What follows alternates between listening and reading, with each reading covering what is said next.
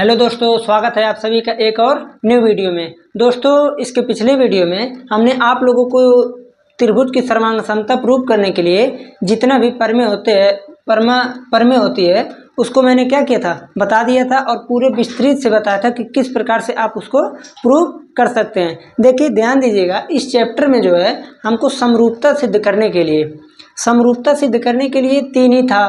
तीन नियम में से एक था एस एस एस और एक था ए और तीसरा था एस ए एस। देखिए, ये तीनों जो है आप लोग अभी तक अगर नहीं पढ़े हैं तो पिछला वीडियो ज़रूर देखिएगा। उसमें मैंने आप लोगों को इन तीनों के बारे में डिटेल से समझाया है। देखिए, मैं यहाँ चूँकि इसको बताने जा रहा हूँ तो इसलिए थोड़ा सा इसको हिंट ज़रूर दूंगा। देखिए, यस का मतलब यहाँ पर होता है साइड और ए का मतलब होता है यहाँ पर एंगल। तो यस यस यस का मतलब हो गया कि जिसकी तीनों भुजाएं क्या होंगी, इक्वल होंगी और इसमें तीनों एंगल इक्वल होंगे और इसमें दो भुजा और एक कोण इक्वल होगा। तो इसमें अगर हम देखिए यहाँ पर क्या है, समरूपता प्रूव कर रहे थे हम लोग। जब समरूपता प्रूव कर रहे थे तो अब यहाँ पर ध्यान दीजिएगा, जैसे हम लिखेंगे कि त्रिभुज ए बी सी और त्रिभुज पी क्यू आर में। देखिए, पहले तो मैं आप लोगों को एक क्वेश्चन बता दूं। क्वेश्चन क्या पूछ रहा है मैं तो बताया नहीं। क्वेश्चन कह रहा है कि दिए गए चित्र में कोण पी की वैल्यू होगी। देखिए, कोण पी इस त्रिभुज में जो कुछ दिया है लेकिन इसमें कोण ओण का कहीं जिक्र नहीं किया है। लेकिन हमें क्या करना है, इस कोण की वैल्यू को फाइंड करना है। तो इसके लिए हम क्या करेंगे, तो देखिए आप लोग अगर ध्यान दें थोड़ा सा, तो पहले हम इस त्रिभुज को देख रहे हैं कि इस समरूप त्रिभुज है कैसे है। चलिए आइए देखते हैं। मैंने आप लोगों से शुरू में ही बोला था कि समरूपता में जो होता है साइड समानुपाती होती हैं। जितने भी साइड होते हैं वो क्या चीज़ हैं, समानुपाती हैं। तो हम प्रत्येक एंगल को निकाल सकते हैं। अगर एंगल पूरा इक्वल है तो भुजाएं उनकी समानुपाती होंगी। ये दोनों नियम आप लोगों को कल बताया था। तो यहाँ पर हम देख रहे हैं कि साइड क्या है, समानुपाती है। कैसे है देख लीजिए। जैसे यहाँ लिखेंगे हम A B upon R Q. क्यों हम इसी को लिख रहे हैं मैं ये भी बता दे रहा हूँ। A B upon R Q क्यों लिखे, देखिए ए बी है 3.8 और आर क्यू है 7.6। यहाँ से इसको काटेंगे तो 1/2। ठीक, अब उसके बाद हम निकालेंगे बी सी अपान पी क्यू। बी सी कितना है 6, 12, 1/2। अब निकालेंगे हम ए सी और पी आर। यहाँ पर दिया 3√3, 6√3, यहाँ से आ गया 1/2। देखिए, तीनों जगह का साइड समानुपाती है। तो अब हम सिंपली लिख देंगे कि त्रिभुज ए बी सी समरूप त्रिभुज है पी क्यू आर। अगर ये चीज़ है, ठीक है ना, तो अब आप लोग कोण जो है संगत कोण वो डायरेक्टली क्या हो जाएगा, इक्वल हो जाएगा। आप लोग पढ़े ही हैं। तो अब क्या होगा, देखिए पी क्यू यहाँ पर है, बी सी यहाँ पर है, ये दोनों साइड समानुपाती हैं, ठीक है। लेकिन यहाँ पर ध्यान दीजिएगा, ये जो ए बी है इसके समानुपाती नहीं है, इसके समानुपाती है। तो ये जो ए बी यहाँ पर आया है तो ए बी और बी सी के बीच का कोण ए है, कोण बी 60 अंश, बी सी और ए बी के बीच में। तो बी सी यहाँ पर है तो पी क्यू यहाँ पर है। जैसे ये दोनों समानुपाती हैं तो ठीक है। यहाँ का जो समानुपाती है वो चला गया है यहाँ पर। तो कोण बी की वैल्यू जो होगी वो होगी कोण क्यू। कोण बी की वैल्यू हो जाएगी कोण क्यू। ऐसा क्यों हुआ है, क्योंकि यहाँ की जो समानुपाती का साइड है वो इधर ना देकर इधर कर दिया है। ठीक, यहाँ का जो ए सी है वो आ गया है पी आर की जगह। तो कोण सी की वैल्यू जो भी होगी वो कोण पी की वैल्यू हो जाएगी। ये चीज़ समझ में आया कि नहीं, आप लोग ध्यान दीजिएगा। अब हम करेंगे क्या, मैंने ये देखा कि कोण सी इक्वल है कोण पी के। तो मैं देख रहा हूँ कि यहाँ पर जो है कोण सी की जो भी वैल्यू होगी वो हो जाएगी कोण पी की। तो इसलिए क्या हो जाएगा, यहाँ पर पहले हम निकालेंगे कोण सी की वैल्यू। तो कोण सी के लिए हो जाएगा, देखिए कोण ए कोण बी प्लस कोण सी इक्वल टू होता है 180 डिग्री। त्रिभुज के तीनों अंतः कोणों का योग होता है 180 अंश। तो यहाँ से कोण सी की वैल्यू आ जाएगी 180 - 60 -80, तो यहाँ से आएगा 40 अंश। तो अतः कोण P की वैल्यू 40 अंश। ठीक, ये था आप लोगों का उदाहरण नंबर 5। तो इसमें बस इतना ही था, यही आप लोगों को बताना था कोण P की वैल्यू। अब हम चलते हैं अगले प्रश्न। देखिए अगला उदाहरण दिया है, उदाहरण नंबर 6। इसमें प्रश्न में कह रहा है कि दिए गए चित्र में OC into OB OA into OB OC into OD दिया है। कह रहा है ये चीज जो है ये दिया हुआ है, तो कह रहा है कि आप प्रूफ कीजिए कि कोण A, यहाँ का कोण इक्वल है और कोण D और कोण B इक्वल है। तो हमें ये प्रूफ करना है। देखिए किसी भी कोण को अगर इक्वल प्रूफ करना है तो उसके लिए हमें सिद्ध करना पड़ेगा पहले समरूपता। ऐसा क्यों है? अगर हम समरूपता प्रूफ कर देंगे तो जाहिर सी बात है कि जो उसका करस्पॉन्डिंग एंगल है यानी संगत कोण वो इक्वल होगा। तो इस त्रिभुज को जब हम प्रूफ कर देंगे तो तुरंत हमें पता चल जाएगा कि हाँ भाई यहाँ का कोण इक्वल है और यहाँ का इक्वल है। क्यों? करस्पॉन्डिंग एंगल है। ओके, तो अब हम पहले प्रूफ करेंगे। ये चीज़ तो मुझे क्या है, गिवन डेट है। तो मैं इसी को एक बार फिर से लिख लूँगा, OA into OB equal to OC into OD। ये क्या है, दिया है, गिवन। अगर आप लोगों से हम एक चीज़ कहें कि आप लोग इसे किसी भी त्रिभुज की भुजाओं के जो हम लोग समानुपाती लिखते हैं उसमें बदलिए, तो आप लोग कहेंगे भाई यहाँ पर जब ये मल्टीप्लाई में है तो कैसे बदलाएगा। लेकिन आप लोग अगर थोड़ा सा ध्यान दें, एक त्रिभुज अगर मैं इस त्रिभुज को 1 नंबर मान लूँ, देखिए मानने के लिए बता रहे हैं, समझने के लिए केवल, इसमें लिखना नहीं है आप लोगों को। और एक त्रिभुज 2 मान लें हम, तो हम जो भी प्रूफ करेंगे समरूपता वो त्रिभुज 1 और त्रिभुज 2 में प्रूफ करेंगे, 1 और 2 में। हम एक ही में तो कुछ करेंगे नहीं। तो आप लोग ये बताइए, यहाँ पर OA को यहीं पर रहने देते हैं। OA अगर है तो OA यहाँ पर है। अब यहाँ पर देखिए 2 चीज़ है, OC भी है और OD भी है। अगर हम OD को लेकर आएंगे तो OD देखिए OA और OD एक ही त्रिभुज के हो जाएंगे, इसलिए गलत हो जाएगा। चूंकि ऐसा क्यों हो रहा है, क्योंकि ये दोनों जो हैं भुजाएं वो एक ही त्रिभुज के हैं, लेकिन OC जो है वो दूसरे त्रिभुज का है। तो इसलिए हम क्या करेंगे, OA अपान OC कर देंगे और यहाँ OD अपान OB कर देंगे। अब यहाँ से आप लोग देख रहे होंगे कि क्या निष्कर्ष निकल रहा है कि OA बाई OC, ध्यान दीजिएगा, OA by OC, OD by OB, ये दोनों भुजाएं अगर समानुपाती हैं तो इसका मतलब क्या है कि हमको यहाँ से 2 चीज़ प्राप्त हो गया। इसकी साइड क्या है, भुजाएं समानुपाती हैं, दोनों भुजाएं समानुपाती हैं, दोनों भुजाएं समानुपाती हैं। ये चीज़ तो हमें पता चल गई। कैसे पता चला, बस इसको हम क्या किए हैं, पक्षांतर किए हैं। ठीक, पक्षांतर कर दिए तो पता चल गया कि भुजाएं समानुपाती हैं। अब जब 2 भुजा समानुपाती हो गया तो तीसरा तो इक्वल दिख नहीं रहा है, ना तो समानुपाती ही दिख रहा है, ना तो हम प्रूव कर सकते हैं। लेकिन आप लोगों ने एक नियम पढ़ा होगा, SAS, 2 भुजाओं के बीच का बना कोण अगर इक्वल हो जाता है तो समरूप हो जाएगा। हम देख रहे हैं एकदम सिंपली कि कोण O इक्वल टू कोण O इक्वल है, कैसे, शीर्षाभिमुख कोण से, शीर्षाभिमुख कोण से क्या चीज़ है, इक्वल है। अब अगर ये चीज़ इक्वल है तो हम सिंपली लिख देंगे कि त्रिभुज AOD समरूप त्रिभुज है BOC के, कैसे, SAS समरूपता की कसौटी से।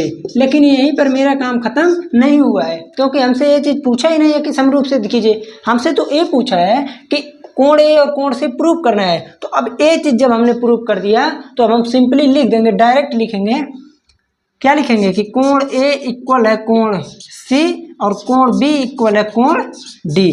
अगर आप लोग समरूपता प्रूव कर देते हैं तो उसके बाद आप किसी भी संगत कोण को इक्वल कर सकते हैं और किसी भी संगत भुजा को समानुपाती कर सकते हैं।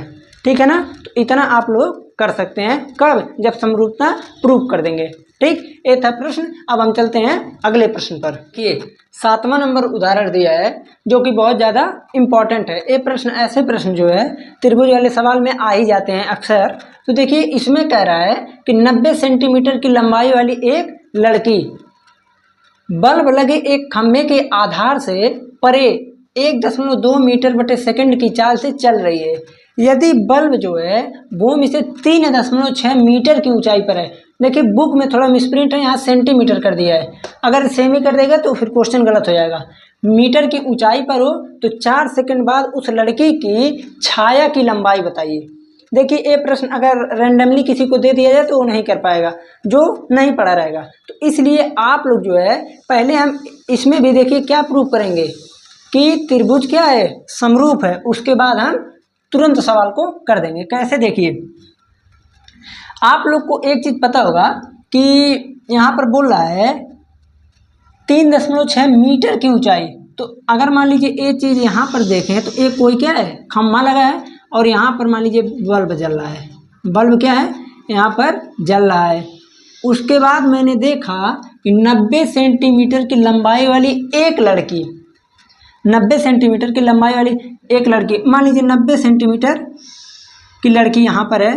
भाई जब 3.6 मीटर है तो 90 सेंटीमीटर लिखा है तो 90/100 जब करेंगे तो 0.9 मीटर आएगा। तो 0.9 मान लीजिए यहाँ पर है। अब पहले तो हम इसके बेस को मिलाते हैं। बेस को क्या किया हमने, मिला दिया। अब यहाँ से मैंने जब इसके ऊपर ऐसे लाइट पड़ेगी, लाइट पड़ रही है तो ये जो यहाँ से दिख रहा है आगे आपको ये चीज़ इतना, आप ये बताइए यही तो होगी लड़की की परछाई।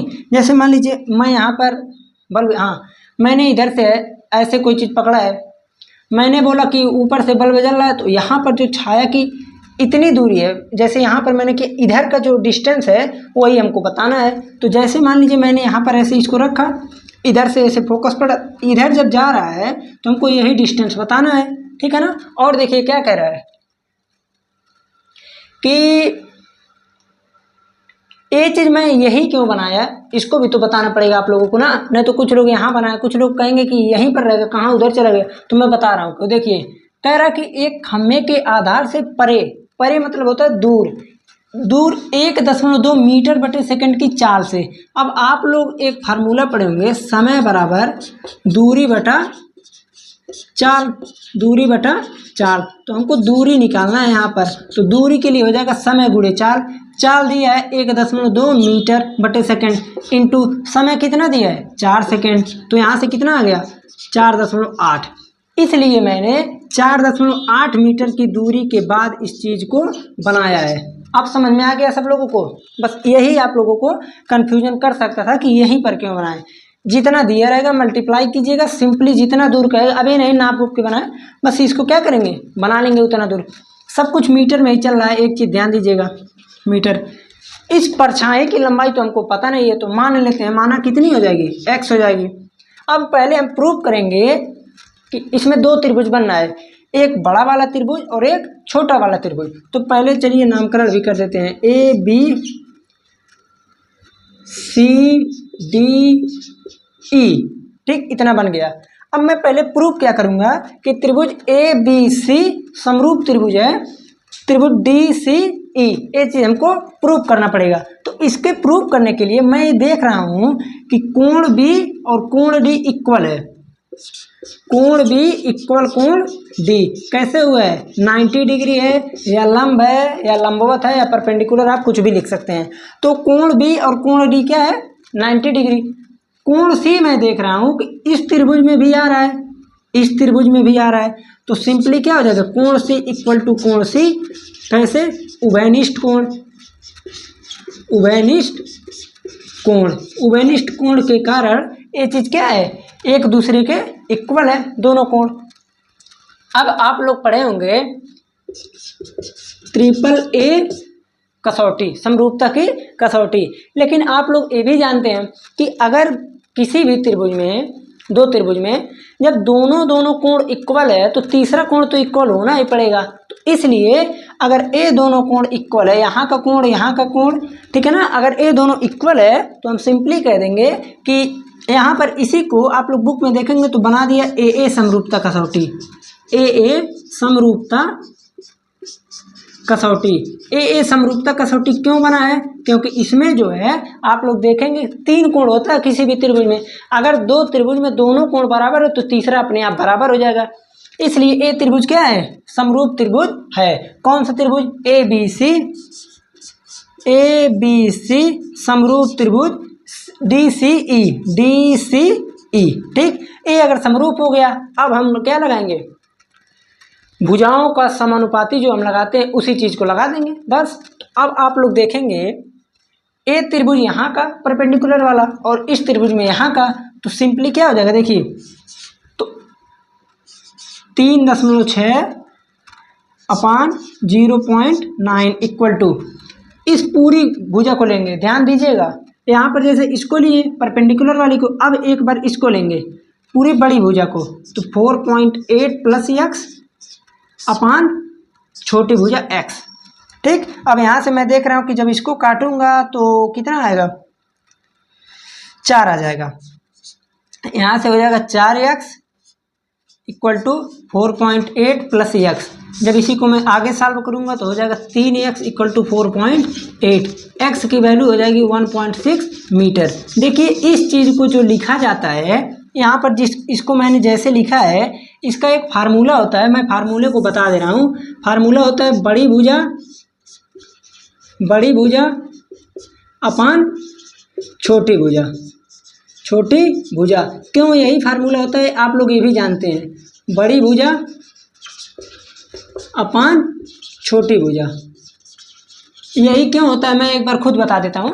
जैसे मान लीजिए, जब मैंने प्रूव कर दिया कि हाँ ये दोनों त्रिभुज समरूप हैं, तो अब क्या करेंगे? बड़ी भुजा को छोटी भुजा के साथ, बड़ी भुजा के छोटी भुजा के साथ हम क्या कर देंगे? समानुपाती का एक रिलेशन होता है, तो उसी में हम रख देंगे, तो अपने आप पे फार्मूला आ जाएगा बड़ी भुजा अपान छोटी भुजा, बड़ी भुजा अपान छोटी भुजा।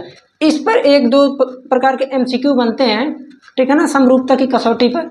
तो अगर ये चीज़ पता रहेगा आप लोगों को, तो आप लोग तुरंत उसको क्या करेंगे? कर लेंगे। ठीक है ना। ये प्रश्न जो है बहुत ज़्यादा इम्पोर्टेंट था, इसलिए मैंने इसको बता दिया। ठीक, ये था आप लोगों का उदाहरण नंबर 7। अब देखते हैं एक आध उदाहरण है तो उसे बता देते हैं।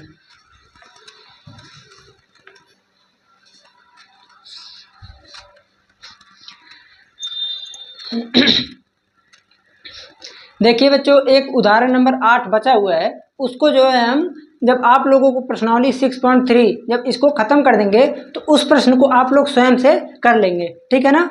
ऐसे मैंने देखा जो 6.3 है अधिकतम प्रश्न उसी से रिलेटेड हैं, तो मैं वहाँ पर बताऊँगा ही, तो इसको बताने से कोई फ़ायदा नहीं है। आप लोगों को बताने के बाद भी अगर ना आएगा तो फिर उसके बाद तो मैं होंगे। ठीक है ना। तो इसलिए अब हम चलते हैं। उसके बाद जो है आप लोग जो भी चीज़ पढ़ाएं उसको रिवीजन जरूर कीजिएगा, और जो चीज़ ना आता हो तो आप लोग उसे कमेंट में ज़रूर बताइएगा, हम किसी भी प्रकार से सॉल्व ज़रूर करेंगे।